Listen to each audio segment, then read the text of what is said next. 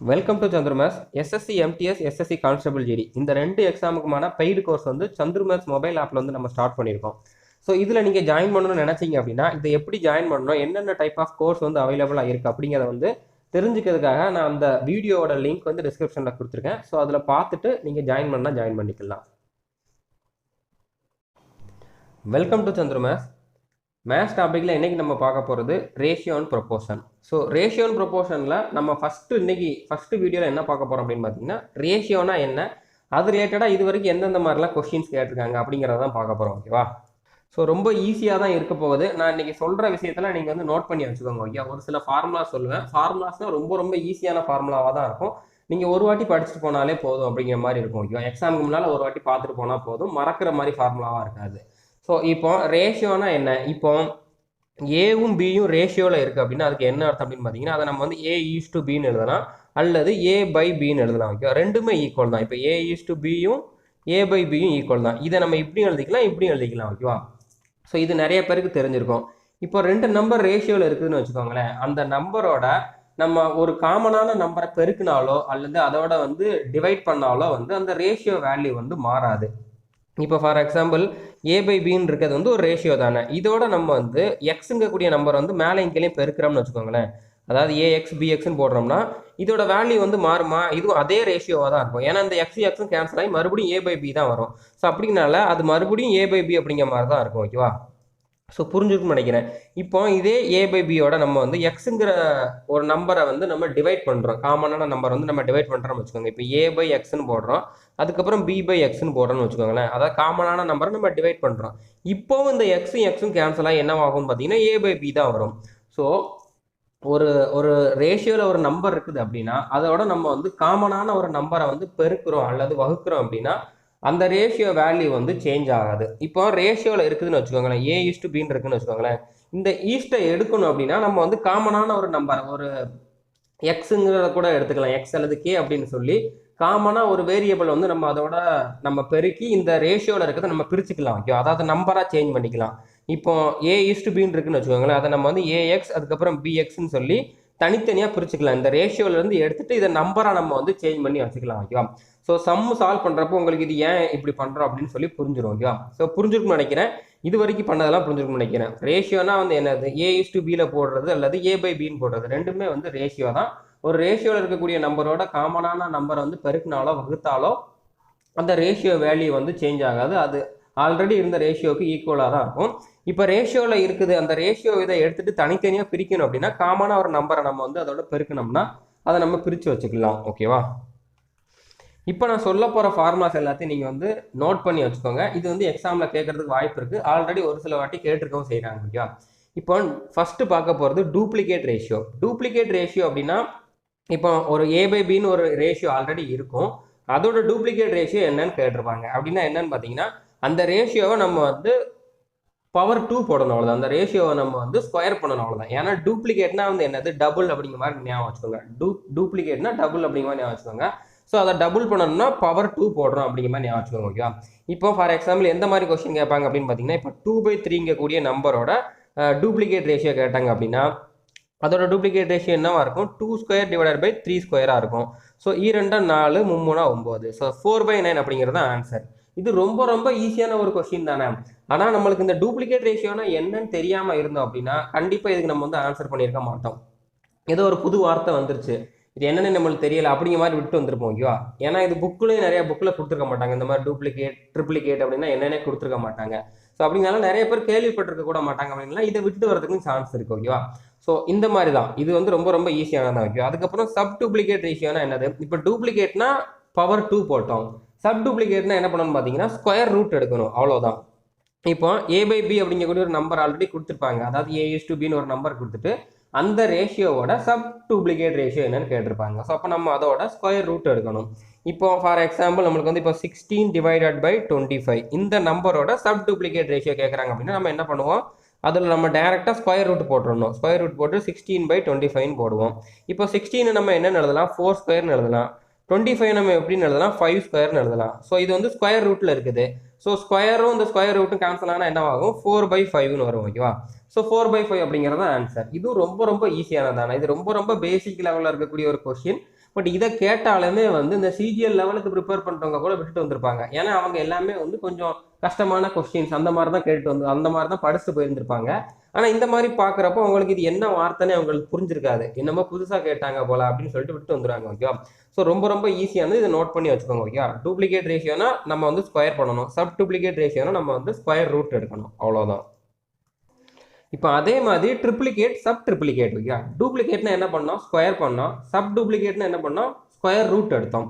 அதே மாதிரி தான் triplicate ratio of A by பின்னு கேட்டிருப்பாங்க. அதாவது ஒரு நம்பர் கொடுத்துட்டு அது ஒரு ரேஷியோ கொடுத்துட்டு அதோட ட்ரிப்ளிகேட் ரேஷியோ கேட்டாங்க அப்படின்னா அதை நம்ம வந்து பவர் 3 போடணும். ஓகே, அதாவது கியூப் பண்ணணும். சப் ட்ரிப்ளிகேட்னு கேட்டிருந்தாங்கன்னா கியூப் ரூட் எடுக்கணும், அவ்வளோதான்.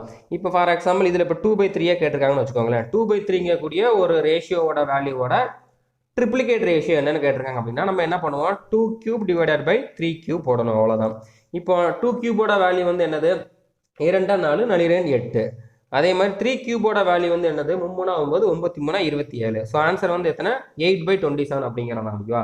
அதே மாதிரி இப்போ சப் ட்ரிப்ளிகேட் ரேஷியோ கேட்டிருக்காங்க. இப்போ சப் ட்ரிப்ளிகேட் ரேஷியோ வந்து ஃபார் எக்ஸாம்பிள் 64 டிவைடட் பை 125. இந்த நம்பரோட சப் ட்ரிப்ளிகேட் ரேஷியோ என்னன்னு கேட்டிருக்காங்க. நம்ம என்ன பண்ணுவோம்?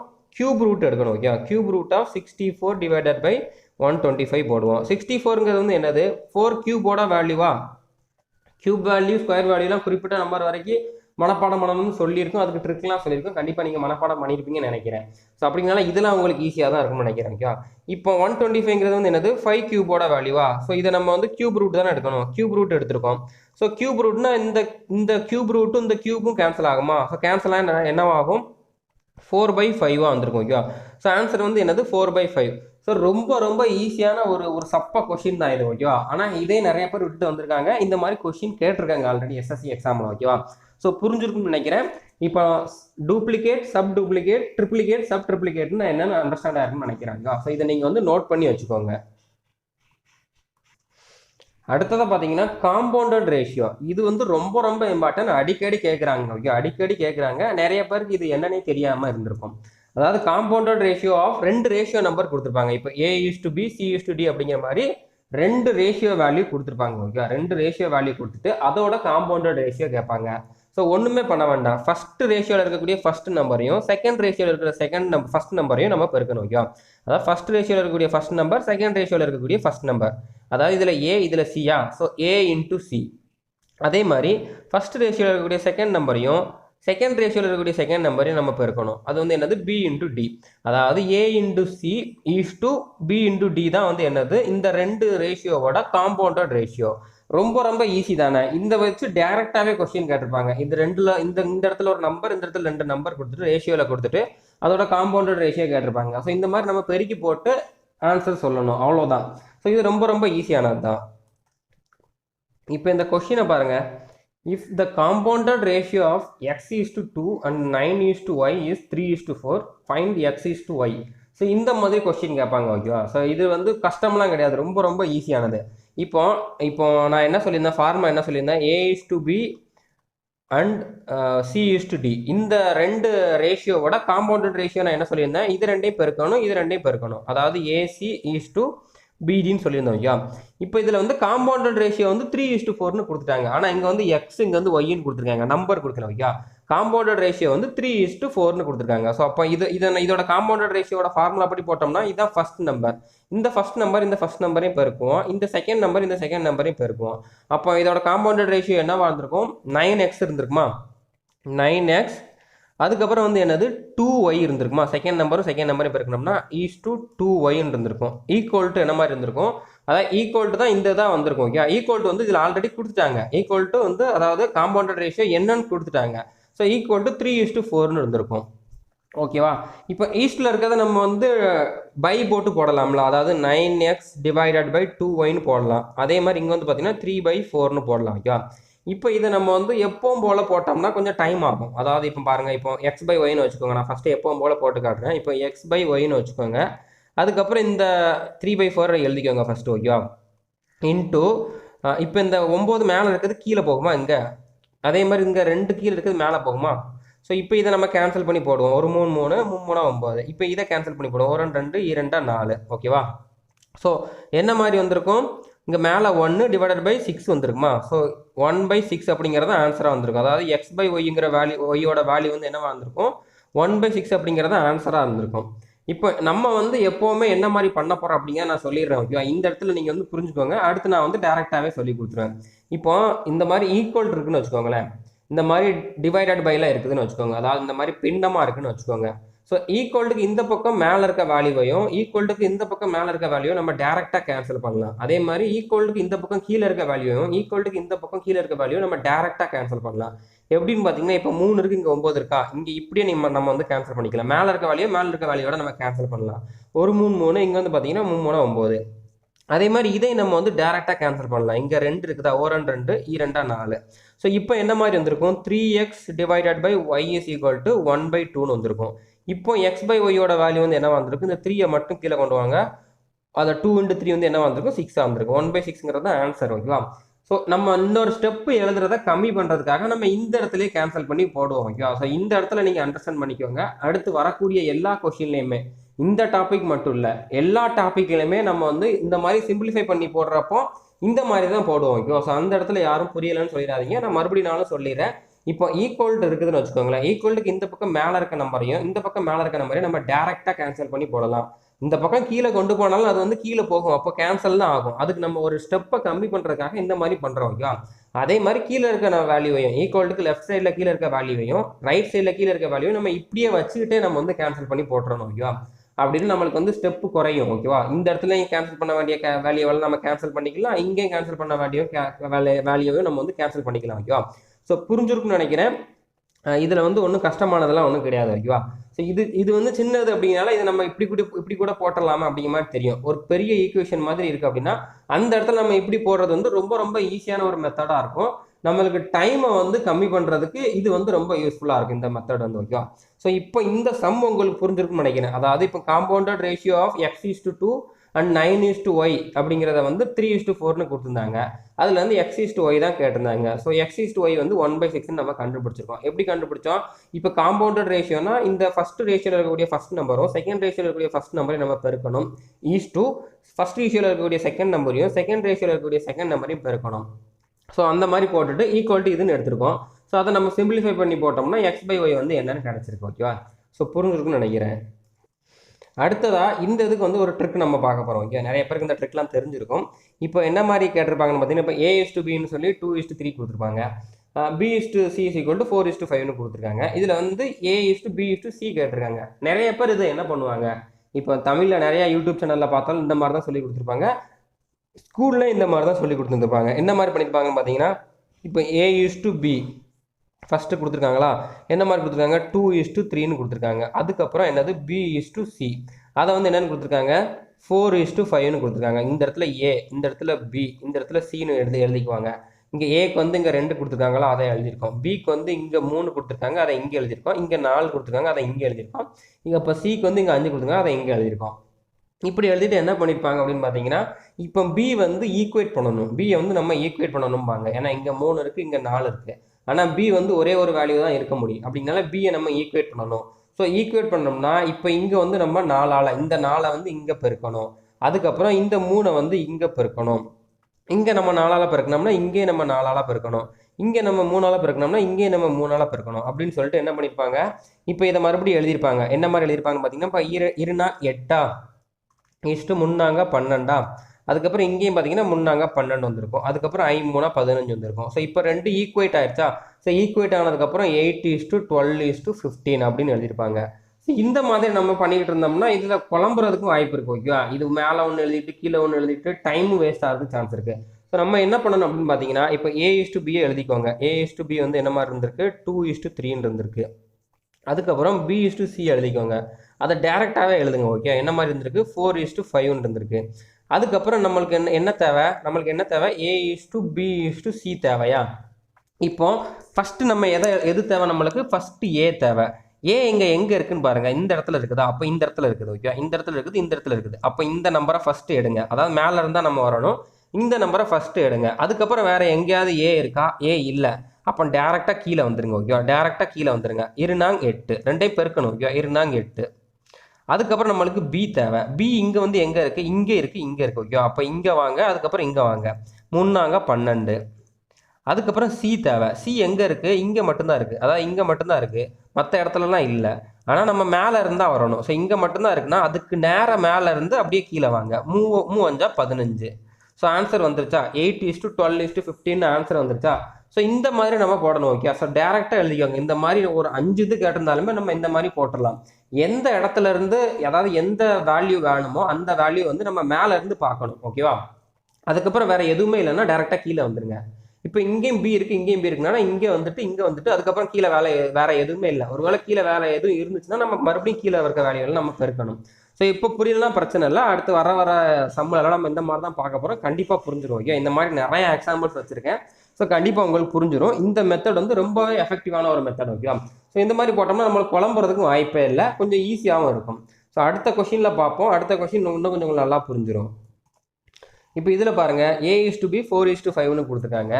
அதே மாதிரி B:C வந்து 2:7ன்னு கொடுத்துருக்காங்க. A:B:C கேட்டிருக்காங்களா? ஸோ என்ன பண்ணணும், ஃபஸ்ட்டு கொடுத்துருக்கதை அப்படியே எழுதுங்க. ஓகே, இப்போ A:B என்ன கொடுத்துருக்காங்க, 4:5ன்னு கொடுத்துருக்காங்க. அதே மாதிரி இப்போ B:C வந்து என்ன மாதிரி கொடுத்துருக்காங்க, 2:7ன்னு கொடுத்துருக்காங்க. நம்மளுக்கு என்ன தேவை, நம்மளுக்கு A:B:C தான் தேவை. ஃபஸ்ட் நம்மளுக்கு ஏ தேவையா? ஏங்கிற மேலே இருக்கிறதுலேருந்து தான் வரணும். ஓகே, அப்போ ஏங்கிறது இங்கே மட்டும்தான் இருக்குது, வேறு எந்த இடத்துலையுமே இல்லை. அப்போ இதுலேருந்து டேரெக்டாக கீழே வந்துடுங்க. ஸோ 4 8. அதுக்கப்புறம் பி தேவையா? பி இங்கேயும் இருக்குது, இங்கே இருக்குது. ஸோ இங்கே இருக்குது, இங்கே இருக்குது. ஸோ அப்போ இந்த மாதிரியே வந்துடுங்க. ஸோ 2 10. அதுக்கப்புறம் சி தேவை. சி இங்கே மட்டும்தான் இருக்குது, கீழே மட்டும்தான் இருக்குன்னு சொல்லி நம்ம இதை மட்டும் எழுதிடக்கூடாது, அதுக்கு நேராக மேலே இருந்து வரணும். ஓகேவா? ஸோ மேலே 5 இருக்குது, 5 35. ஸோ 35 ஆன்சர் கிடச்சிருச்சு. அவ்வளோதான். ஓகே, 8:10:35 அப்படிங்கிறது தான் ஆன்சர். ஸோ புரிஞ்சுருக்குன்னு நினைக்கிறேன். இப்போ இதே இதில் 3. இப்போ ஃபஸ்ட்டு இதில் பார்த்தீங்கன்னா நம்ம ஆல்ரெடி ஸ்கூலில் சொல்லி கொடுத்த மெத்தட் வந்து உங்களுக்கு ஈஸி மாதிரி தெரியல. ஆனால் இப்படி 3 கொடுத்துட்டாங்கன்னு வச்சுக்கோங்களேன். 3 கொடுத்துட்டா நம்மளுக்கு வந்து என்னென்ன மாதிரி போட்டிருப்பாங்கன்னு பார்த்தீங்கன்னா, இப்போ 4:5, அதுக்கப்புறம் 2:3, அதுக்கப்புறம் வந்து பார்த்தீங்கன்னா 1:2 இந்த மாதிரி போட்டுட்டு இங்கே ஒரு நம்பரை பெருக்கு, இங்கே ஒரு நம்பரை பெருக்கு, இங்கே ஒரு நம்பரை பெருக்கு அப்படின்னு சொல்லி தலை சுத்த வச்சுருப்பாங்க. ஓகேவா? ஸோ அந்த மெத்தடெல்லாம் நம்ம யூஸ் பண்ண வேண்டாம். இந்த மாதிரி 4 இது கூட கேட்பாங்க. ஸோ எத்தனை இது கேட்டாலும் நம்ம யூஸ் பண்ணுற மெத்தட் படி போட்டோம்னா ரொம்ப ரொம்ப ஈஸியாக இருக்கும். ஸோ இப்போ என்ன பண்ணணும், கொடுத்துருக்கதை அப்படியே எழுதணுமா? ஸோ A:B வந்து என்னது, 4:5. கொஞ்சம் கேப் விட்டு எழுதிக்கோங்க. இப்போ B:C வந்து என்ன கொடுத்துருக்காங்க, 2:3. அதே மாதிரி C:D வந்து என்ன கொடுத்துருக்காங்க, 1:2. ஸோ இப்போ நம்மளுக்கு என்ன தேவை, A:B:C:D தேவை. ஸோ A:B:C:D தேவையா?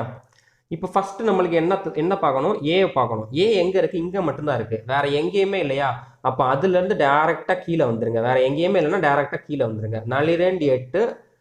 அதுக்கப்புறம் 1 தான் இருக்குது, 8 × 1 8 தான் இருக்கும். ஓகேவா? ஸோ 8:2. அடுத்து என்ன தேவை, பி தேவையா?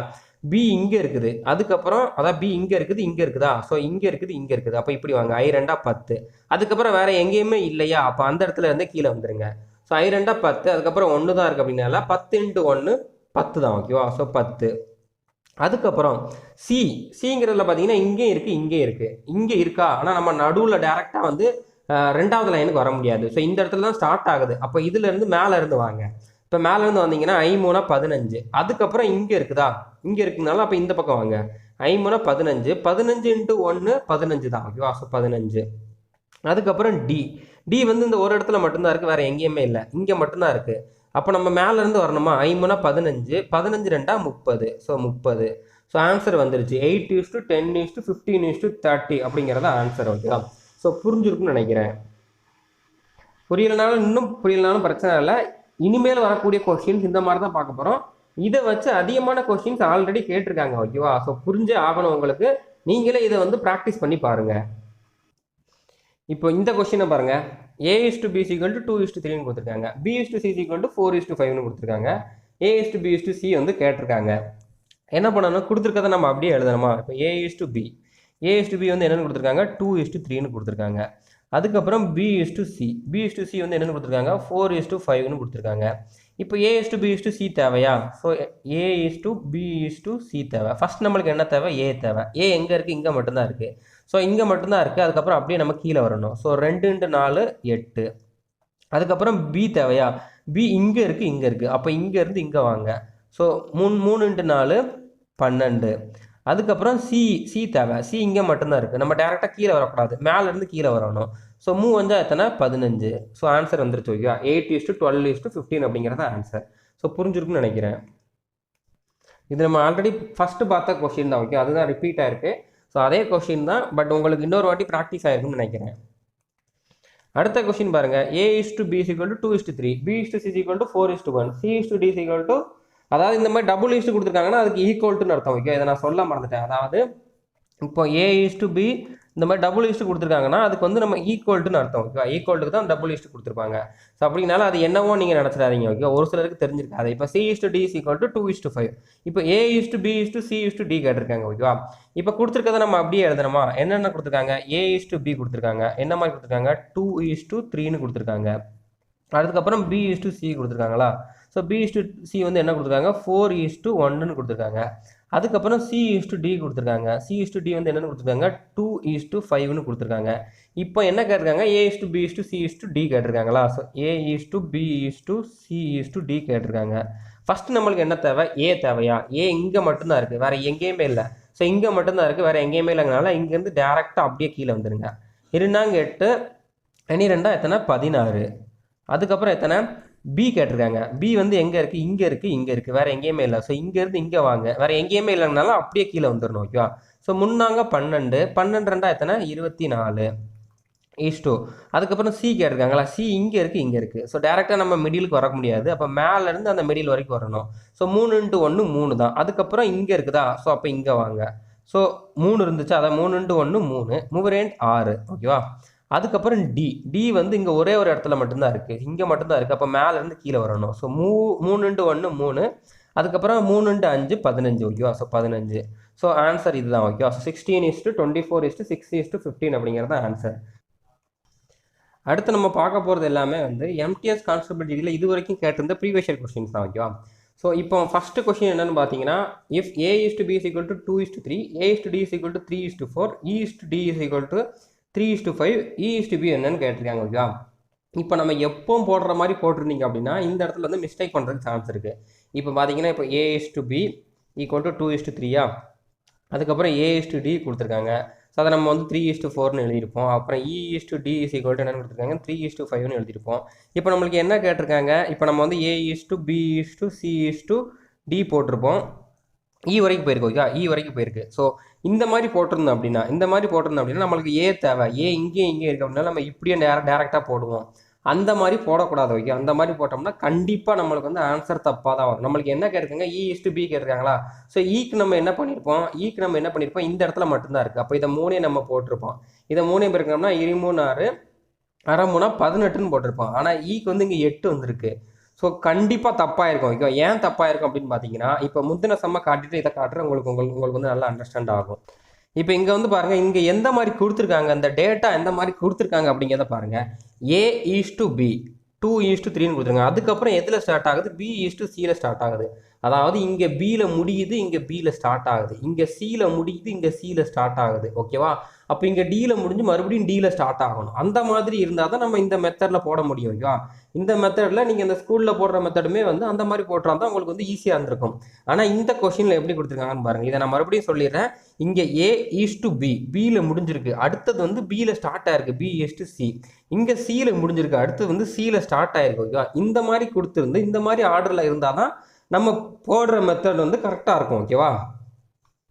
ஆனால் இங்கே அப்படியே கொடுத்துருக்காங்க. இங்கே A:B பியில் முடிஞ்சிருக்கு, மறுபடியும் ஏலேயே ஸ்டார்ட் ஆயிருக்கு. இங்கே டியில் முடிஞ்சிருக்கு, ஆனால் ஈயில் ஸ்டார்ட் ஆயிருக்கு.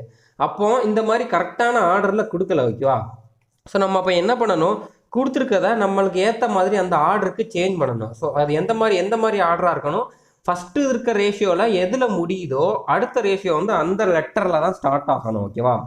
இப்போ இதில் வந்து பி வந்து ஒரே ஒரு வாட்டி தான் வந்திருக்கு. ஸோ அப்போ இதில் முடிகிறதே நம்ம அடுத்து ஸ்டார்ட் ஆகிற மாதிரி கொடுக்க முடியாது. ஆனால் ஏ வந்து 2 வாட்டி வந்திருக்கா. ஸோ அப்போ இதை நம்ம எப்படி எழுதிக்கலாம்? இப்போ வந்து A:B வந்து நம்ம வந்து B:Cன்னு மாற்றி எழுதிக்கலாம். ஓகேவா? ஸோ புரிஞ்சிருக்கும்னு நினைக்கிறேன். இப்போ என்ன மாதிரி கொடுத்துருக்காங்க, இப்போ A:B வந்து என்னென்னு கொடுத்துருக்காங்க, 2:3ன்னு கொடுத்துருக்காங்க. நம்ம வந்து எப்படி எழுதிக்கலாம், இப்போ B:A = 3:2ன்னு எழுதிக்கலாம். ஓகேவா? அதான் இங்கே B எங்கே கொண்டு வந்திருக்கோம், A எங்கே கொண்டு வந்திருக்கோம், இந்த 3 எங்கே கொண்டு வந்திருக்கோம், இந்த 2 எங்கே கொண்டு வந்திருக்கோம். ஸோ இந்த மாதிரி நம்ம மாற்றி எழுதிக்கலாம். இப்போ B:A, Bயில் ஸ்டார்ட் ஆகிருக்கு, Aயில் முடிஞ்சிருக்கு. ஓகே, அதான் A தான் 2வது லெட்டராக இருக்குது. இப்போ அடுத்ததுல வந்து A ஃபர்ஸ்ட் இருக்கதா இருக்கணும். ஓகே, ஏன்னா இங்க 2வது இருக்குது இங்க ஃபர்ஸ்ட் ஆகும், இங்க 2வது இருக்குது இங்க ஃபர்ஸ்ட் ஆகும், இங்க 2வது இருக்குது இங்க ஃபர்ஸ்ட் ஆகும், வர்ற மாதிரி தான் வரணும். ஓகேவா? ஸோ புரிஞ்சிருக்கும்னு நினைக்கிறேன். ஸோ அந்த மாதிரி வருதான்னு பாருங்க. இப்போ ஏல முடிஞ்சிருக்கா, அப்புறம் ஏல ஸ்டார்ட் ஆகிறத எழுத முடியுமா? முடியும். A:D இருக்குது. ஓகேவா?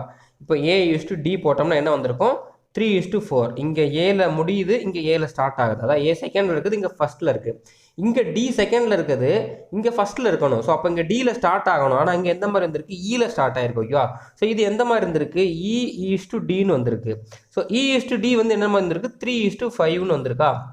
ஆனால் நம்மளுக்கு Dல தான் ஸ்டார்ட் ஆகணும். ஸோ அப்போ நம்ம இதை மாற்றி எழுதிக்கலாம். D:E = என்ன மாதிரி போட்டுக்கலாம், 5:3ன்னு போட்டுக்கலாம். இதை நம்ம வந்து இந்த டியை இங்கேயும் இந்த ஈயை எங்கேயும் கொண்டு வந்தோம்னா இந்த 5 எங்கேயும் இந்த 3 எங்கேயும் கொண்டு வந்துக்கணும். ஓகேவா? அதாவது இந்த இ தான் 3, இங்கே டி தான் 5, இங்கே டி 5, இங்கே இ 3 வந்துருச்சா? ஸோ அப்போ அதே மாதிரி நம்ம இங்கேயும் மாற்றி எழுதிக்கணும். ஸோ நம்மளுக்கு இங்கே டியில் முடிஞ்சிருக்கனால இங்கே டியில் ஸ்டார்ட் ஆகணும். ஸோ D:E வந்து என்ன மாதிரி வந்திருக்கும், 5:3. ஸோ 5:3. ஸோ இதை வச்சு நம்ம இப்போ சால்வ் பண்ண பார்க்கணும். ஓகேவா? இதில் நம்மளுக்கு இப்போ கரெக்டான ஆர்டரில் வந்திருக்கான்னு பாருங்கள்.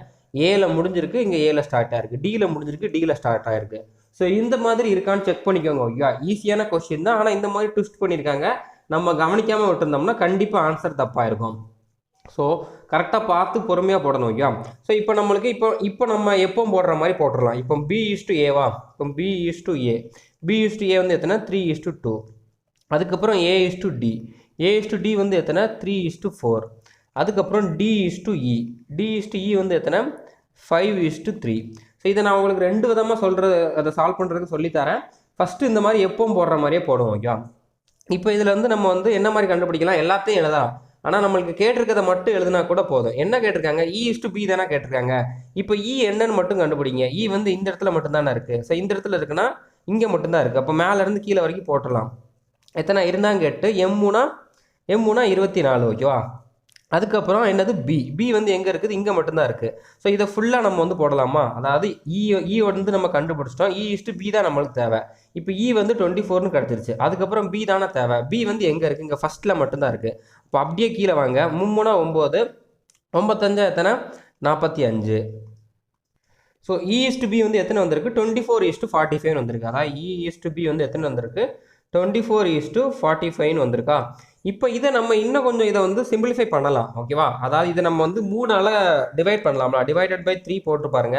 3ஆல் டிவைட் பண்ணோம்னா எத்தனை ஆகும், M3 24, இங்கே வந்து பார்த்தீங்கன்னா 15 45. ஓகேவா? ஸோ E:B வேல்யூ வந்து என்ன மாதிரி வந்திருக்கு, 8:15 வந்திருக்கா. ஸோ 8:15 கரெக்டாக கிடச்சிருச்சு, ஆன்சர் கிடச்சிருச்சு. ஓகேவா?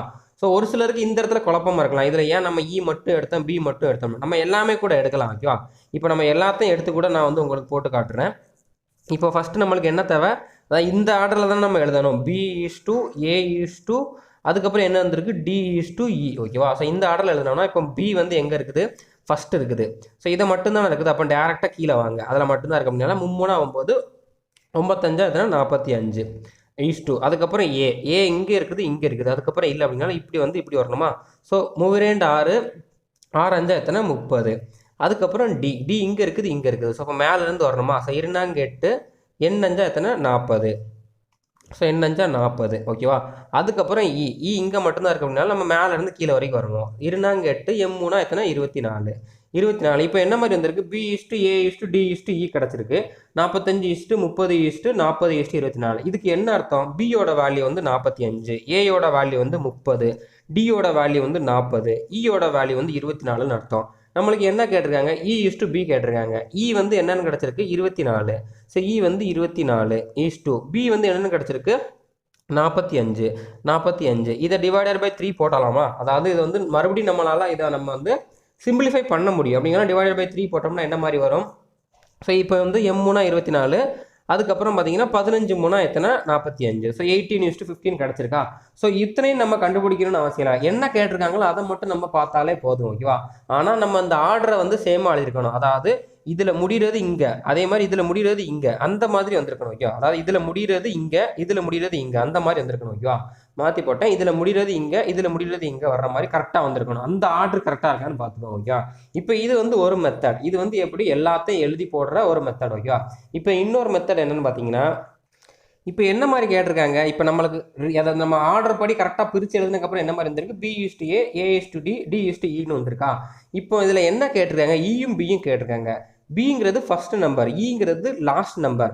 இப்போ லாஸ்ட் நம்பருக்கும் ஃபர்ஸ்ட் நம்பருக்கும் உள்ள ரேஷியோ கேட்டிருந்தாங்க அப்படின்னா நம்ம டேரெக்டாக எல்லாத்தையுமே நம்ம பெருக்கி போட்டுடலாம் ஓகேவா. இது வந்து என்னது B/A ஓகேவா.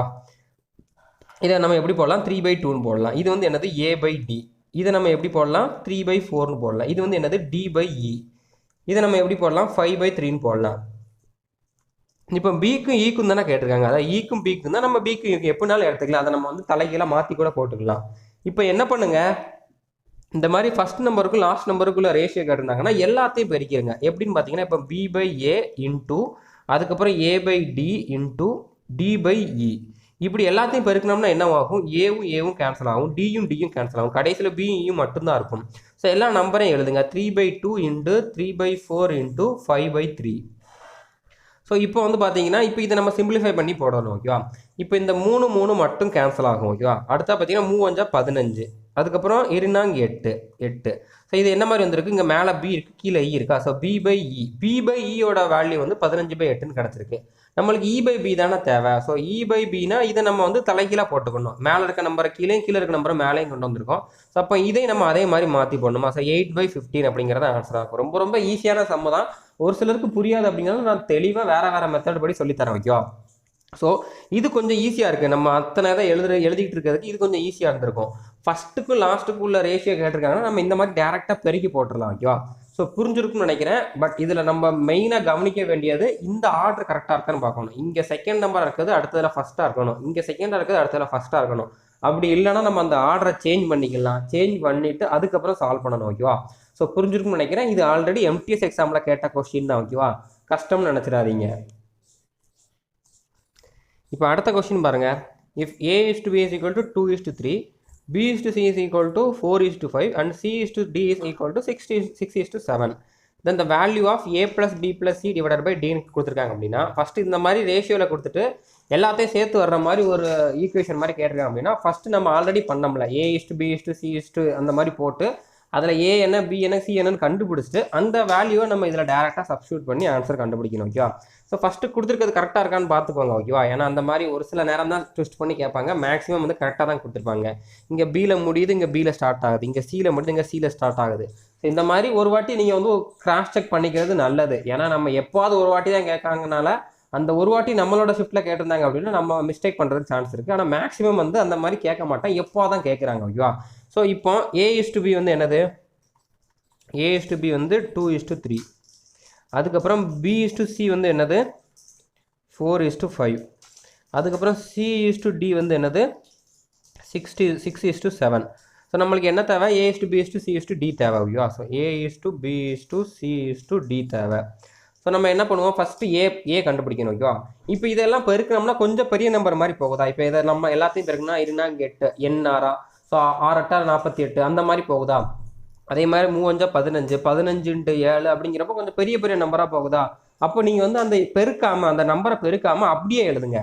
இப்போ ஏக்கு வந்து என்னது, ஏக்கு வந்து என்ன மாதிரி இருக்குது, ஃபஸ்ட் இருக்குது, அதுக்கப்புறம் வேறு எங்கேயுமே இல்லைனாலும் அப்படியே நம்ம கீழே வரணும். ஸோ 2 × 4 × 6 அதை அப்படியே நீங்கள் எழுதுங்க. 2 × 4 × 6 ஓகேவா. 8:2. அதுக்கப்புறம் B வந்து எங்கே இருக்குது, இங்கே இருக்குது, இங்கே இருக்குது, இங்கே இருக்குது, இங்கே இருக்குது, அதுக்கப்புறம் அப்படியே கீழே வரணும். 3 × 4 × 6 ஓகேவா. ஸோ 3 × 4 × 6 8:2. அதுக்கப்புறம் பார்த்தீங்கன்னா C வந்து இந்த இடத்துல மட்டும்தான் இருக்குது ஓகேவா. ஸோ இந்த இடத்துல மட்டும்தான் இருக்குது, இங்கே இருக்குது ஓகேவா, இங்கே இருக்குது. ஸோ இங்கே இருக்கு அப்படின்னால நம்ம இப்படி வருவோம் ஓகேவா. ஸோ 3 × 5 × 6. ஸோ 3 × 5 × 6 ஓகேவா. D D வந்து இங்கே மட்டும்தான் இருக்குது. ஸோ அப்போ நம்ம மேலேருந்து கீழே வரணுமா. ஸோ 3 × 5 × 7. ஸோ இப்போ இந்த மாதிரி ஏன் எழுத சொன்னேன் அப்படின்னு பார்த்தீங்கன்னா, கண்டிப்பாக பெரிய நம்பராக போகுதுன்னா எங்கேயாவது ஒரு இடத்துல கேன்சல் ஆகிற மாதிரி இருக்கும். ஸோ நம்ம ஃபஸ்ட்டு ஃபுல்லாக பெருகிட்டு அதுக்கப்புறம் மறுபடியும் கேன்சல் பண்ணுறப்போ இன்னொரு வாட்டி கேன்சல் பண்ணுறதுக்கு அந்த இடத்துல ஒரு ஸ்டெப்பை குறைக்கலாம்ல. அதனால் இப்படி எழுத சொன்னேன். இதில் டைமும் கம்மியாகும். ஸோ இப்போ இதில் ஏதாச்சும் கேன்சல் ஆகிற மாதிரி இருக்கான்னு பாருங்கள். 3 3 3 இங்கே 6 இருக்குது. ஸோ அப்போ நம்ம 3 கேன்சல் பண்ணிடலாம் ஓகேவா. இந்த 3 இந்த 3 இந்த 3 இந்த இடத்துல 6 இருக்குன்னா 3 6. ஸோ இப்போ ஒரு ஸ்டெப்பு நம்ம கேன்சல் பண்ணிட்டோம். அடுத்து ஏதாச்சும் கேன்சல் பண்ண முடியுதான்னு பாருங்கள். இங்கே 5 7. ஸோ ரெண்டுமே வந்து ப்ரைம் நம்பர். இங்கே நம்ம 5 கேன்சல் பண்ணாலும் இங்கே 5 இல்லை, இங்கே 5 இல்லை. ஸோ அப்படின்னா இனிமேல் கேன்சல் பண்ணுறதுக்கு வாய்ப்பு இல்லை. ஸோ இனிமேல் நம்ம வந்து பெருக்கி போட்டுக்கலாம். ஓகே. ஸோ A:B:C:Dயோட வேல்யூ வந்து என்னவா இருக்கும்? 2 8 2 16. அதுக்கப்புறம் 4 24. இப்போ பெருக்கி போடுறது ஈஸி தானே. இதை சேர்த்து பெருக்கிறது ஈஸி தான். ஆனால் இது அதை கம்பேர் பண்ணுறப்ப இது அதை விட ஈஸி. ஸோ 5 30. அதுக்கப்புறம் 5 35. ஸோ ஏயோட வேல்யூ வந்து 16, பியோட வேல்யூ வந்து 24, சியோட வேல்யூ வந்து 30, டியோட வேல்யூ வந்து 35ன்னு அர்த்தம். ஓகேவா? இப்போ இது டேரெக்டாக நம்ம இப்படி போட்டுக்கலாம். பட் இதிலே ஒரு சில இடத்துல நம்ம வந்து இப்படி டேரெக்டாக எடுக்கக்கூடாது. ஏ வந்து 16 தான், பி வந்து 24 தான் அப்படின்னு சொல்லி டேரெக்டாக எடுக்கக்கூடாது. அது எப்போ நான் வந்து சொல்கிறேன், அந்த மாதிரி கொஸ்டின் வர்றப்போ சொல்கிறேன். ஓகே. அது இப்போ நம்ம வந்து டேரெக்டாக எடுத்துக்கலாம். ஏ வந்து 16, பி வந்து 24, சி வந்து 30, டி வந்து எத்தனை? 35. இப்போ இதில் நம்ம டேரெக்டாக சப்ஸ்டியூட் பண்ணால் போதும். இப்போ ஏ வந்து எத்தனை? 16. A plus B plus C divided by D தானே. ஏ வந்து எத்தனை? 16 ப்ளஸ் பி வந்து எத்தனை? 24 ப்ளஸ் சி வந்து எத்தனை? 30.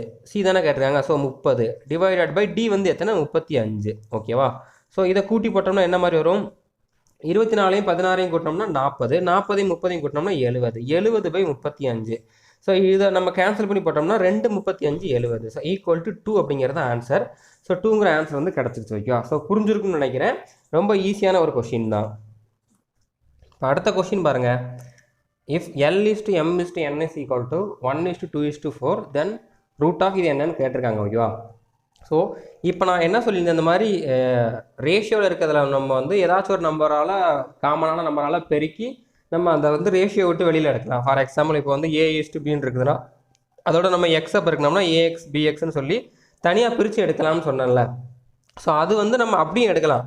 ஒரு சில சம்முக்கு வந்து நம்ம டேரெக்டாக இந்த நம்பரே இதுன்னு நம்ம வந்து அஷ்யூம் பண்ணிக்கலாம். ஓகேவா? இப்போ இதில் வந்து L வந்து 1, M வந்து 2, N வந்து 4 அப்படிங்கிற மாதிரியே நம்ம எடுத்துக்கலாம். ஓகேவா? அது எந்த இடத்துல நம்ம அப்படி பிரித்து எடுக்கணுங்கிறத வந்து நான் அடுத்த வீடியோவில் சொல்கிறேன். இந்த இதில் நம்ம வந்து இந்த மாதிரி எடுக்கிற சம்ம தான் பார்க்க போகிறோம். ஓகேவா? இப்போ L வந்து 1ன்னு எடுத்துக்கலாம். இப்போ Lோட வேல்யூ வந்து 1, எம்மோட வேல்யூ வந்து 2, அதுக்கப்புறம் என்னோட வேல்யூ வந்து 4. ஓகேவா? இப்போ இதை வந்து டேரெக்டாக நம்ம இதில் வந்து சப்ஸ்டியூட் பண்ணணும். ஸோ என்ன கேட்டிருக்காங்க? 5L ஸ்கொயரா? L வந்து 1 ஸ்கொயர் வந்து 1 தானே. ஸோ 1 ஸ்கொயர் வந்து 1 தான். ப்ளஸ் M வந்து 2 ஸ்கொயர் வந்து எத்தனை? 4 ப்ளஸ் N வந்து 4, N ஸ்கொயர் வந்து எத்தனை? 4 16. ஓகேவா? ஸோ இது வந்து என்ன மாதிரி வந்திருக்கும்? 5 + 4 + 16 ரூட் ஆஃப். ஓகேவா? ஸோ இது வந்து என்ன மாதிரி வந்திருக்கும்? 16 + 4 20, 20 + 5 25. ஸோ ரூட் 25ங்கிறது வந்து என்னது? ரூட் 5 ஸ்கொயர்னு போடுமா? ஸோ அது வந்து 5ஆக இருந்திருக்கும். ஸோ 5ங்கிறது தான் ஆன்சர். ஆனால் இது வந்து என்ன மாதிரி கொடுத்துருக்காங்க? 4N 5L 2M 5ன்னு கொடுத்துருக்காங்க. ஸோ இந்த மாதிரி இதெல்லாம் சேர்த்து கொடுத்துருக்கதை நம்ம வந்து கரெக்டான ஃபஸ்ட்டு பார்க்கணும். ஓகேவா? இப்போ வந்து பார்த்தீங்கன்னா இப்போ எல்லா அதுக்குமே அதோட வேல்யூவை நம்ம போட்டு பார்ப்போம். இப்போ 4 × N போட்டு பார்ப்போம். 4 × N-ஓட வேல்யூ வந்து 4. ஸோ 4 × 4 போட்டோம்னா 16 ஆயிரும். 16 வந்து 5க்கு ஈக்குவல் இல்லை. 5 × L போட்டோம்னா என்ன ஆகும்? 5 × L-ஓட வேல்யூ 1. ஸோ 5 தான் வரும். ஸோ அப்படிங்கனால இதுதான் ஆன்சர். ஓகேவா? ஏன்னா நம்ம இந்த மாதிரி பிரித்து எடுக்காமல் போட்டோம் அப்படிங்கிறனால இந்த மாதிரி வச்சு பார்க்கணும். ஓகேவா? அப்படி இந்த மாதிரி வச்சு பார்த்து கரெக்டாக வந்திருக்கான்னு சொல்லி பார்த்துட்டு இதுதான் நம்ம ஆன்சர்னு போடணும். 5 நம்ம போட்டக்கூடாது. ஓகேவா? ஸோ புரிஞ்சுக்கணும் நினைக்கிறேன். இப்போ 2M பார்த்தோம்னா என்னது? எம்மோட வேல்யூ வந்து 2. ஸோ 2 × 2 4 வந்திருக்கும். ஆனால் நம்மளுக்கு வந்து 5 வர்றதா ஆன்சராக இருக்கணும். ஸோ அப்படின்னால இதுதான் கரெக்டான ஆன்சராக இருக்கும். ஸோ நம்ம இந்த மாதிரி டேரெக்டாக போட்டோம்ல, டேரெக்டாக போட்டனால தான் நம்மளுக்கு வந்து 5ன்னு கிடச்சிருக்கு. ஒருவேளை டேரெக்டாக போடாமல் எக்ஸ்ன்னு எடுத்து போட்டிருந்தோம்னா என்ன மாதிரி வந்திருக்குன்னு பார்த்தீங்கன்னா, இப்போ 5 × 1x², அதாவது இப்போ நம்ம L வந்து 1x, அதுக்கப்புறம் M வந்து 2x, N வந்து 4x அப்படிங்கிற மாதிரி நம்ம எடுத்திருந்தோம் அப்படின்னா இங்கே என்ன மாதிரி வந்திருக்கும்? இந்த இடத்துல வந்து நான் மறுபடியும் உங்களுக்கு செஞ்சு காட்டுறேன். இப்போ இந்த ரேஷியோ விட்டு எடுக்கணும். நான் ஏதாச்சும் ஒரு காமனான நம்பரால் பெருக்கணும்னு சொன்னேன்னா, அப்போ L வந்து நம்ம வந்து எக்ஸால் பெருக்கணும்னா 1x வந்து எக்ஸாக இருந்திருக்கும். அதே மாதிரி இந்த இடத்துல நம்ம எக்ஸுங்கக்கூடிய எல்லா ரேஷியோடையும் நம்ம எக்ஸுங்கக்கூடிய நம்பர் நம்ம பெருக்கணும்னு வச்சுக்கோங்க. அப்போ M = வந்து எத்தனை வந்திருக்கும்? 2xன்னு வந்திருக்கும். 2xன்னு வந்திருக்கும். அதுக்கப்புறம் N வந்து என்னவா வந்திருக்கும்? 4xன்னு இருந்திருக்கும். ஓகேவா? இப்போ இதை நம்ம சப்ஸ்டியூட் பண்ணோம் அப்படின்னா என்ன மாதிரி வந்திருக்கும்? 5x² வந்திருக்குமா? L வந்து நம்ம எக்ஸ்ன்னு எடுத்திருக்கோம். So 5x² plus M ஸ்கொயரா? Mங்கிறது வந்து என்னது? 2x நம்ம ஸ்கொயர் பண்ணோம்னா 2 4. ஸோ 4x² வந்திருக்கும். ப்ளஸ் இங்கே N ஸ்கொயர்னா 4 16 16x² வந்திருக்கும். ஓகேவா? ஸோ இப்போ இதை நம்ம கூட்டி போட்டோம்னா என்ன மாதிரி வந்திருக்கும்? இப்போ எல்லாமே எக்ஸ் ஸ்கொயர் தானே, நம்ம எக்ஸ் ஸ்கொயர் நம்ம காமனாக எடுத்துக்கலாம். அதுக்கப்புறம் நம்பரை மட்டும் கூட்டினோம்னா 5 4 9 9 16 25. ஸோ இதே மாதிரி தானே வந்திருக்கு. இப்போ இதில் வந்து பார்த்தோம்னா 5 எக்ஸுங்கிறது வந்திருக்கும். அதாவது இந்த இதில் ஸ்கொயர், இது வந்து 5 ஸ்கொயராக வந்திருக்கும். 2 ஸ்கொயரும் கேன்சல் ஆகி எக்ஸும் 5 வெளியில் வந்து 5 எக்ஸ்ன்னு வந்திருக்கும். ஓகேவா? இப்போ எக்ஸுங்கிற மாதிரி இதுக்கப்புறம் ஒரு வேல்யூ வந்திருக்கு. ஓகேவா? எக்ஸுங்கிற மாதிரி இதுக்கப்புறம் ஒரு வேல்யூ வந்திருக்கு. ஸோ எக்ஸ் வந்து எதுக்கு ஈக்குவல்? எல்லுக்கு ஈக்குவல். ஸோ அப்போ நம்ம என்னென்னு போடலாம்? 5 எல்லுன்னு இதை போட்டுக்கலாம். ஓகேவா? ஆனால் எக்ஸ் வந்து எம்முக்கு ஈக்குவல் கிடையாது. 2x தான் எம்முக்கு ஈக்குவல், 4x தான் என்னுக்கு ஈக்குவல். அப்படின்னால எக்ஸ் வந்து எல்லுக்கு ஈக்குவல்னால நம்ம 5 எல்லுன்னு போட்டுக்கலாம். ஓகேவா? ஸோ நிறைய பேர் வந்து டேரெக்டாக வேல்யூ எடுத்து போட்டுருவாங்க. அப்படிங்கிறனால தான் இந்த மாதிரி குழப்புற மாதிரி கேட்டிருக்காங்க. ஒரு பிரச்சனை இல்லை. நம்ம இந்த மாதிரி எக்ஸ்ன்னு பிரித்து போட்டிருந்தோம்னா கண்டிப்பாக இதுக்கப்புறம் ஒரு நம்பர் வந்திருக்கும். அதாவது ஒரு வேரியபிள் இருந்திருக்கும், ஒரு தெரியாத ஒரு வேல்யூ இருந்திருக்கும். அது என்ன அப்படிங்கிறத நம்மளுக்கு தெரியாது. அப்படின்னால இந்த இடத்துல எல் அப்படிங்கிறதே போட்டிருக்காங்க. ஸோ இதனால குழம்பு வேணாம். இப்போ இந்த 5 எல்லுக்கும் 5க்கும் தான் உங்களுக்கு குழப்பமாக இருந்திருக்கும். அந்த குழப்பம் இப்போ இருந்திருக்காதுன்னு நினைக்கிறேன். ஓகேவா? அதாவது நம்ம தனித்தனியாக எக்ஸ்ன்னு எடுக்காமல் டேரெக்டாக அந்த நம்பரை எடுத்து போட்டோம்னா நம்மளுக்கு 5 தான் வரும். ஆனால் எக்ஸ் எடுத்து போட்டோம்னா 5 எக்ஸ்ன்னு வரும். எக்ஸும் எல்லும் ஈக்குவல் அப்படின்னால 5 எல்லும் நம்ம எடுத்துக்கலாம். ஓகேவா? ஸோ புரிஞ்சிருக்குன்னு நினைக்கிறேன். இப்போ அடுத்த கொஸ்டின் பாருங்கள். a is to b is equal to 2 is to 3. b is to c is equal to 2 is to 3. Then what is the value of 3a square plus b square minus c square is to a square plus 2b square minus c square கேட்டிருக்காங்க. So first நம்ம ஏபிசியோட value கண்டுபிடிக்கணும். ஐயா, ABC எப்படி கண்டுபிடிக்கலாம்? நம்ம A is to B is to சியை கண்டுபிடிச்சி அதே நம்ம அந்த வேல்யூவை நம்ம எடுத்துக்கலாம். ஐயோ, மேக்ஸிமம் சம்பளம் அந்த மாதிரி எடுத்துக்கலாம் நான் சொல்லியிருக்கேன். ஸோ அதை நம்ம எப்படி கண்டுபிடிக்கலாம்? First A is to B வந்து என்ன கொடுத்துருக்காங்க? 2 is to 3ன்னு கொடுத்துருக்காங்க. அதுக்கப்புறம் பி இஸ் டு சி என்னன்னு கொடுத்துருக்காங்க? 2 is to 3ன்னு கொடுத்துருக்காங்க. இங்கே முடிகிறது இங்கே ஸ்டார்டிங்கில் இருக்குது. அப்படின்னால ஒரு பிரச்சனையும் இல்லை. ஓகேவா? ஸோ நம்மளுக்கு என்ன தேவை? A is to B is to C தேவை. ஏ இங்கே மட்டும்தானே இருக்குது. ஸோ 2 4, பி இங்கே இருக்குது 3 2 6, சி வந்து இங்கே மட்டும்தான் இருக்குது 3 3 9. ஓகேவா?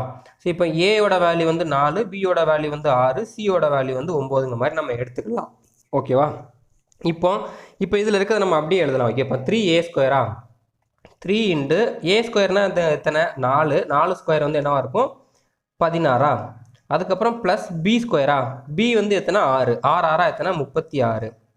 அதுக்கப்புறம் மைனஸ் சி ஸ்கொயரா? ஸோ மைனஸ் சி வந்து எத்தனை? 9. 9 ஸ்கொயர் வந்து எத்தனை? 81. இந்த மாதிரி ரேஷியோவில் கொடுத்துருக்கிறத நம்ம வந்து டிவிஷனில் எடுத்துக்கலாமா? டிவைடட் பைன்னு போட்டுக்கலாம். ஸோ மறுபடியும் ஏ ஸ்கொயர் நம்ம இங்கே கண்டுபிடிச்சி வச்சுருக்கோம் 16. அதுக்கப்புறம் ப்ளஸ் 2b ஸ்கொயரா? ப்ளஸ் 2 இன்ட்டு பி ஸ்கொயர் வந்து நம்ம கண்டுபிடிச்சி வச்சுருக்கோம் 36. மைனஸ் சி ஸ்கொயர் தான். ஸோ 81. இதை நம்ம கரெக்டாக பெருக்கி கூட்டி போட்டால் ஆன்சர் வந்துடும். ஓகேவா? ஸோ இந்த இடத்துல நீங்கள் மிஸ்டேக் பண்ணிடக்கூடாது. இப்போ 3 16 எத்தனை? 48. அதுக்கப்புறம் ப்ளஸ் 36. அதுக்கப்புறம் minus 81 divided by 16 plus 2 into 36 வந்து எத்தனை? 72 மைனஸ் 81. இப்போ இதை ரெண்டையும் கூட்டணும்னா 40 30 70. அதுக்கப்புறம் 8ஐயும் 6ஐயும் கூட்டுங்க 14. ஸோ 84. ஓகேவா? ஸோ 84 மைனஸ் 81 டிவைடட் பை இப்போ 72ம் 10ம் எத்தனை? 82. 82ஓட 6 கூட்டுங்க 88. 88 மைனஸ் 81. ஸோ 84லேருந்து 81 கழிச்சா 3, 88லேருந்து 81 கழிச்சா 7. ஸோ 3/7 3:7 அப்படிங்கிறதான் கரெக்டான ஆன்சர். ஓகேவா? ஸோ புரிஞ்சிருக்கும்னு நினைக்கிறேன். ரொம்ப ஈஸியான ஒரு டாபிக் தான். ஓகேவா?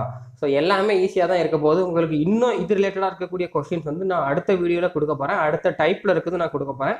அப்படிங்கிறனால இன்னும் இதில் உங்களுக்கு புரியலாட்டிருக்கும். இதில் கண்டிப்பாக எல்லாருக்குமே புரிஞ்சிருக்கும். யாருக்குமே எந்த டவுட்டும் இருந்திருக்காது. ஒருவேளை டவுட் இருந்தால் இன்னொரு வாட்டி அந்த வீடியோ பாருங்கள். அதுக்கப்புறம் டவுட் இருந்தால் கண்டிப்பாக நீங்கள் வந்து குரூப்பில் கேளுங்க. ஓகேவா? ஸோ கண்டிப்பாக எல்லாருக்கும் புரிஞ்சிருக்கும்னு நினைக்கிறேன்.